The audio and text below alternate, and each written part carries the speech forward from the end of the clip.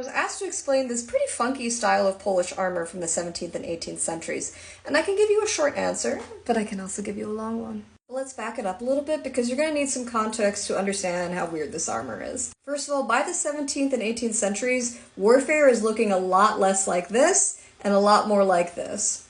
It's been about 200 years since Emperor Maximilian and that knight in shining armor aesthetic we're also familiar with. By this time, we're well into the pike and shot era, half-plate infantry armors, cuirassier armors. But we do have to remember that Europe isn't a monolithic culture, so of course, armor is going to look different across countries. If you're not familiar, Poland is super famous for its hussars and their very unique style of laminar armor. So what is King Jan Sobieski III doing in this scale nonsense? Renaissance cosplay. During this time, Poland was gripped by the idea of Sarmatism, which was an ideology that held that the Polish-Lithuanian people were originally descended from an Iranian warrior steppe culture called the Sarmatians, kind of related to the Scythians. Note that while there are some very interesting similarities between Slavic and Iranian cultures, probably due to very ancient original contact, they share no genetic heritage beyond being human. Anyways, the Polish nobility found it very fashionable to imagine themselves the descendants of legendary conquerors of antiquity.